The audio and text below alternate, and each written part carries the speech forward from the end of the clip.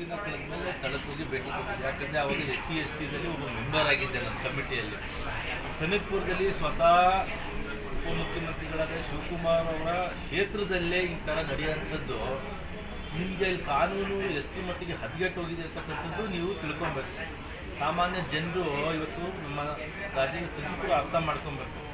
ಏನು ಗ್ಯಾರಂಟಿ ಯೋಜನೆಯಲ್ಲಿ ಇವತ್ತು ಈ ಸರ್ಕಾರ ಮಾಂಸ ಕೊಟ್ಬಿಟ್ಟು ನಾಯಿ ಮಾಂಸ ಕೊಡ್ತಾ ಇದೆಯಲ್ಲ, ಆ ಥರ ಆಗೋಗ್ಬಿಟ್ಟಿದೆ ಈಗ. ಸಿದ್ದರಾಮಯ್ಯನವರು ಹೇಳೋದೇ ಒಂದು, ಮಾಡೋದೇ ಒಂದು. ಸೊ ಈ ಥರ ಕನಕಪುರದಲ್ಲಿ ನಡೆದಿರೋದು ನಿಜವಾಗ್ಲೂ ಆಶ್ಚರ್ಯ ಆಗುತ್ತಂದರೆ ಇಷ್ಟು ವರ್ಷ ಅಲ್ಲಿ ಒಂದು ಗುಂಡಾಗಿರಿ ಯಾವ ಥರ ನಡೀತಾ ಇದ್ದಲ್ಲಿ ಹೆಂಗೆ ನಡೆಸ್ಕೊಂಬರ್ತಾಯಿದ್ರು. ಸೊ ಇದ್ರ ಬಗ್ಗೆ ಒಂದು ದೊಡ್ಡದಾಗಿ ಒಂದು ಹೋರಾಟನೂ ಕೂಡ ನಾವು ಮಾಡ್ತೀವಿ. ಇಲ್ಲೇ ಇದ್ರ ಬಗ್ಗೆ ಏನು ಒಂದು ಎಲ್ಲ ಕಾರ್ಯಾಚರಣೆ ನಡೀತಾ ಇದೆ.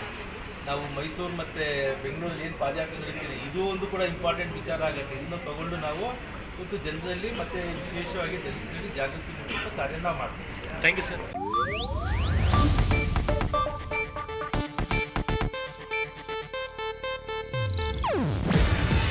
ಇದು ಏಷ್ಯಾನೆಟ್ ನ್ಯೂಸ್ ನೆಟ್ವರ್ಕ್ ಪ್ರಸ್ತುತಿ. ನೀವು ನೋಡ್ತಿದ್ದೀರಾ ಏಷ್ಯಾನೆಟ್ ಸುವರ್ಣ ನ್ಯೂಸ್.